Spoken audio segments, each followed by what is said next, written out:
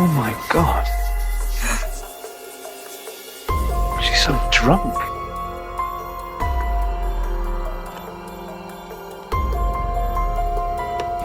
Those who don't appreciate life do not deserve life. Hello, and welcome to Cheers to Fears, where we take horror films and turn them into drinking games. We are your two hosts. I'm Tucker. And I'm Alex, and today marks the end of the original Saw saga with Saw 3D, the final chapter. But for simplicity's sake, we're going to call it Saw 7. Saw 7, once again, is directed by Kevin Greutert and written by Patrick Melton and Marcus Dunson. In Saw 7, Mark Hoffman miraculously escapes his trap, and Jill Tuck flees for her life, as Hoffman is hungry for revenge. Jill then goes to the police department of Eternal Affairs, but since the police and the FBI have already proven to be highly unqualified in dealing with the Jigsaw case, it's safe to say that Jill and Hoffman will meet one last time. Meanwhile, Bobby wrote a book and got famous for saying that he was part of and escaped a jigsaw trap, when he was never even in one to begin with. Now, he will have to prove that he knows how to escape a jigsaw trap in order to save his loved ones. Again, we've arrived at the spoiler warning for this video, so if you'd like to watch the movie before being spoiled, now is your one and only warning. If you do wish to pause the video and play our drinking game along with the movie, we will post the rules for the movie on the screen now. Otherwise, sit back, relax, and enjoy. On to the first drinking rule for this movie, which of course is death. The rules insist that you take a drink every time you see a death on the screen. For this rule, we counted a total of 26 deaths, and therefore we had 26 drinks to match. Next up on the rules, we have whenever somebody screams, cries, or yells, raise your glass and take a sip.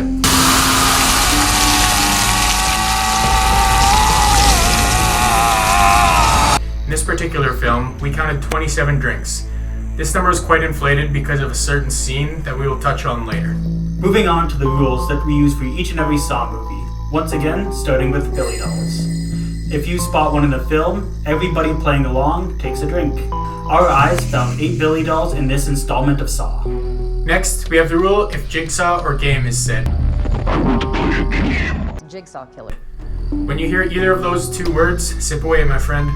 We heard game said 16 times, and jigsaw said 13 times in this movie, for a total of 29 times between the two of them. Every new Saw movie has the potential to outdo the previous installment with flashbacks because there will always be more footage to work with. For this Saw movie, however, we only counted a total of 11 flashbacks, which means we only had to take that many sips from our drink in return. There's quite a few new traps in Saw 7, which means that there were more drinks for us. We counted a total of 13 new traps. Some weren't even part of a game, and we could not include the original reverse bear trap since we've already seen it before. We took 11 drinks for this next rule. That, of course, being drink whenever a tape is being played. Hello, Heaven. I want to play a game.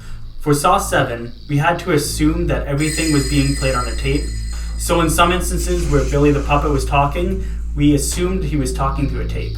How many Saws did we see in the 7th installment of Saw? We seem to see 7 Saws on screen in Saw 7. Coincidence? Who knows? In this installment of Saw, we did not get a lot of flashy editing compared to previous installments. We managed to only count 4 instances where there was flashy or jumpy editing in this film, which made our drink total considerably low for this rule for a change. Our final rule, exclusively for the final chapter, is taking a sip whenever Detective Hoffman kills somebody directly. For this rule, we only counted people that Hoffman killed when he was in close proximity to them. This means that almost all the traps in the movie were not included in this rule. However, we still counted a total of 8 people he killed throughout the movie. This concludes all the rules for Saw 7. So, how did it compare to all the other movies?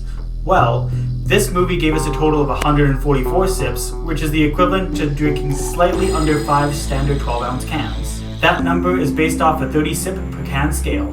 This would mean that compared to the rest of the Saw movies, it was right between Saw 1 and Saw 2 for drinks, but still nowhere near Saw 3 for drinks. It did have a rather high 14.4 drinks per rule though. So as far as drinking goes to this movie, it kind of just dove right in right off the bat. Yeah.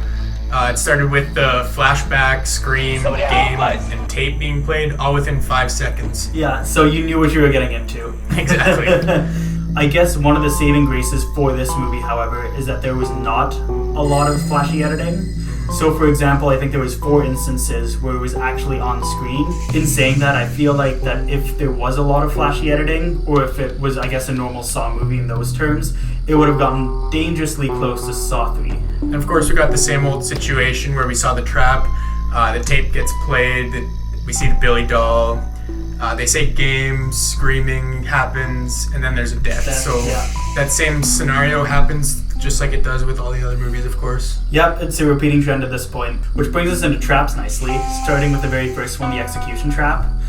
I really like that one. So in that trap, I guess it's the two men on both sides that are trying to play for the one woman, and they very quickly realize that their lives are both not worth fighting over this woman for.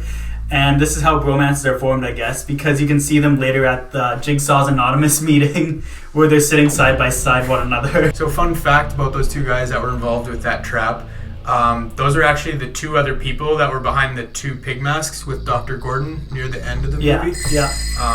So that was kind of interesting to find out. Yeah, it just goes to support that, I guess, traumatic events are bonding experiences. And that brings us to the pain train, which, in my opinion, I thought was a little bit of a weaker trap just because it wasn't escapable. Okay. But I know you really liked it. I did really like it. Just the setup and the payoff is so good. Even if it wasn't a trap, I still liked it a lot. Doesn't matter if it was unescapable, I just still like the concept so much. Yeah. I mean, I'll give it credit where credit is due. I did like the goriness. I guess one reason is that it was just so out of place in the movie. Like, it just came out of nowhere and disappeared without a trace. So I guess that's why you could call it one of the least memorable traps in a sense. And I guess because it did happen in a dream, it gave it a reason for it to be out of place. Yeah. And it gave it context, I guess. So for Horsepower Trap, that was another interesting one where it had Lincoln Parks, the late Chester Bennington. I guess during the movie he hired an acting coach to get better at acting. And I mean, a majority of the movie he was screaming, and a lot of his music also had screaming. So I feel like he didn't need it. He did fine. Yeah. And just to add on to that, there was quite a few drinks involved with this trap because there was 4 deaths, and then every single one of those 4 people were screaming a bunch. So it was a decent amount of drinking for that trap. Oh yeah, it's, I would say, a mini carousel trap. Yeah, true. Then we'll just go through a couple less notable traps, like the lawnmower trap where that lady had to kill her abusive husband, which, I mean, we barely saw it, so it wasn't, there wasn't much to it. And then the suspended cage where he just kind of swung over the spikes, which, I mean, anybody could have avoided that trap, I think. Honestly, he probably could have just climbed lower and just stepped on the ground, to be honest. Yeah, I know. That's exactly what I thought when I saw it. Well, I guess that brings us into one of our more annoying traps, which is the silencing circle. The lady that has the hook in her mouth, and if she screams, the rods will move closer and start to gradually kill her. Yeah, they make it clear at the beginning that if she does go over a certain decibel level, then the spikes will go closer and closer. So what's the first thing that she does right after she hears that? She screams. Exactly. This is, I feel like, one of the things that I didn't mercy rule, and I regret not doing it because she just wouldn't shut up. Yeah.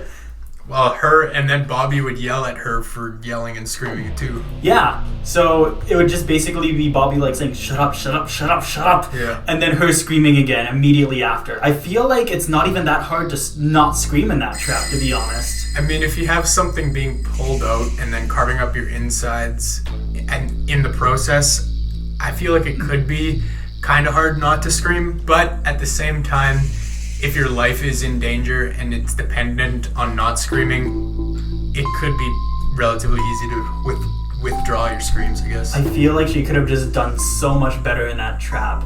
But she just did so bad, and she probably deserved to die because she was doing such a bad job at trying to save herself. So shortly after the silencing circle, we get to see the impalement wheel, which involves another one of Bobby's employees, I guess you'd call them. I guess you could call him an employee. So I guess with that trap, he basically has to do calf raises with spikes impaling him to save his lawyer. Yeah, so I think the one mistake that he makes is not going hard on the first try. The first try is the most important because if you don't do it on the first try, you're gonna get impaled again. Oh yeah. Which brings us to the final trap, which is Bobby's best friend on Hangman's Noose. So I guess there's a glaring problem with this trap that you wanted to point out. Well, first let's talk about what the trap is. Basically, his best friend is blindfolded and he needs to walk across the planks so that they meet halfway so that Bobby can give him the key. Yeah. My main thing that was just a clear issue is why would Bobby just throw the key to a person that can't see?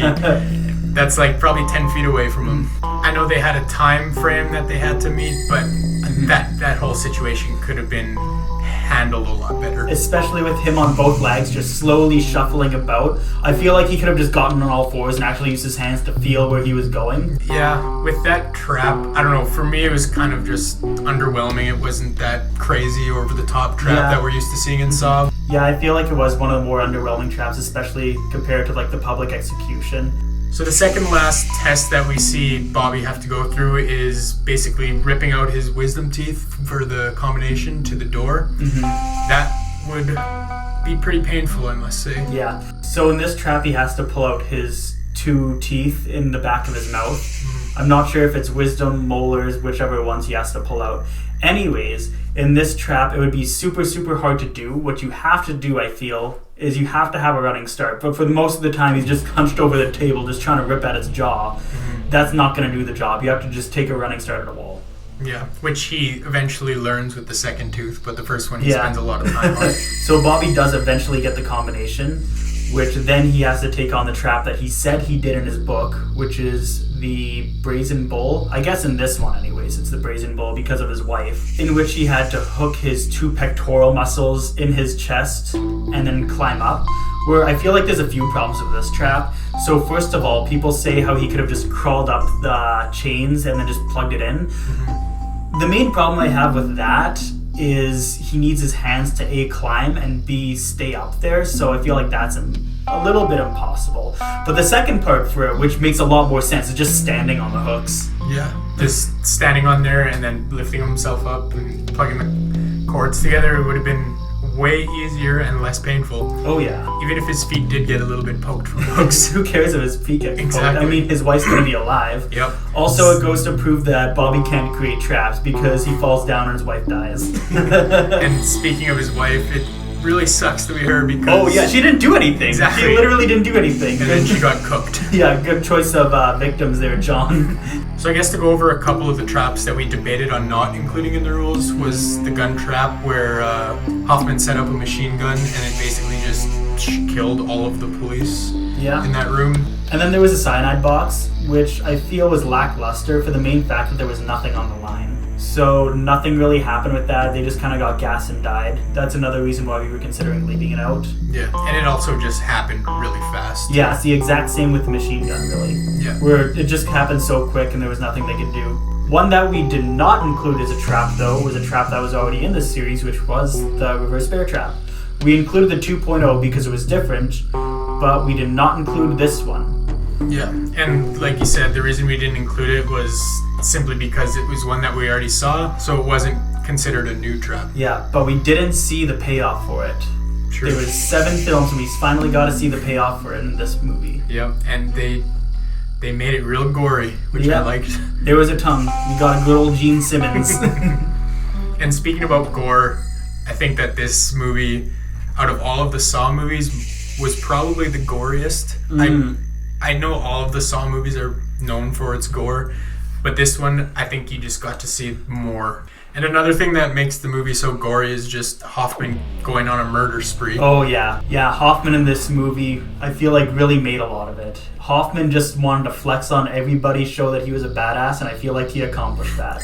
I would agree. So the one thing that they do is they send Jill Tuck to a safe house, and then he immediately just sends a DVD saying, "Hey, I know who you are." Yeah. Even right after she said, "I know he's gonna find me here." And he's like, "Yeah, I can. Clearly. What about it?" And then outsmarts them with a gun trap, swapping his place with a dead body, slipping into the bag, and then killing everybody. Yeah, just literally everybody that crosses him. Kills everybody in the police station. Which then eventually comes to an end because of Lawrence Gordon and his 2 assistants, I guess.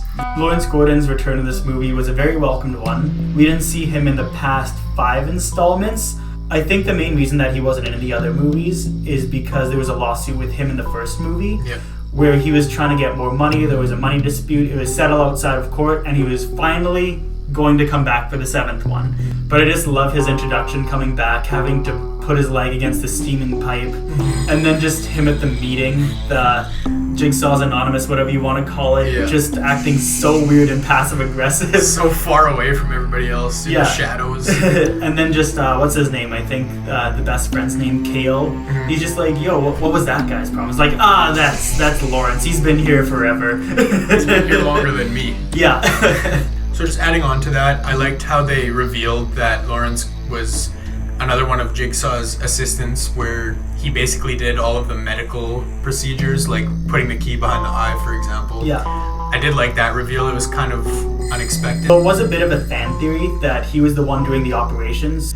So in the Venus flytrap one, where you have to put the key behind somebody's eye, so the person in the recording for the Venus flytrap, the video or the tape, the person was limping around a bit, so people did think that it was him. But yeah, I guess in conclusion, the new characters weren't the great, especially compared to the old characters, which were just amazing.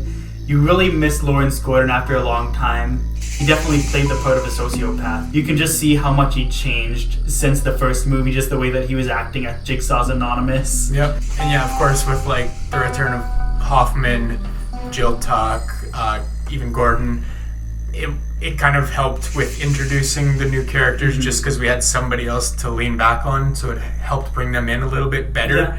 Yeah.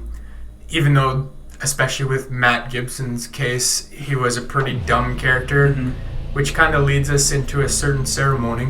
And welcome back to the award ceremony, where we award one not-so-lucky nominee the Darwin Award. This award goes out to a character who made a stupid decision that resulted in them getting killed, someone else getting killed, or simply resulting in something bad happening that could have easily been avoided. This award can also be given to a character that is just plain dumb. Here are our nominees. First of all, we have Jill Tuck for not finishing Hoffman off in the 6th movie and doing an even worse job of it in the 7th film. She really needs to learn how to get better at hide and seek. Second, we have Nina for screaming, when she knows damn well if she continues to scream, she will die. To be fair, this was probably quite painful, but seriously, how does she not process the fact if she continues to scream, she will die? Like seriously, before Bobby even starts tugging, she starts screaming. And lastly, we have Bobby for during Suzanne's trap. The wheel impalement trap, getting stabbed multiple times in the side instead of just once. Also, he could have just stood on the hooks instead of impaling himself with them, and worst of all, making up a trap that doesn't even work. Unfortunately, this kills his wife and not him. And the winner is Nina. Oh, what's that? We have Bobby here on standby with a live field report, and he has something to add about Nina's recent victory here at the Darwin Awards. Take it away, Bobby. Why would you just shut the fuck up? You just needed to shut up! Thanks for that insight, Bobby. Now, back to us in the studio. So with all that being said, we have reached the end of the road for the original Saw franchise. If you end up playing the game alongside the movie, or if you have any feedback or suggestions, let us know in the comments below. Also, let us know who your favorite character of the Saw series was. Make sure to leave a like and subscribe to our channel so you don't miss the thrilling conclusion of our Saw marathon with Jigsaw coming out tomorrow. Thanks for tuning in, and this is us saying Cheers to fears.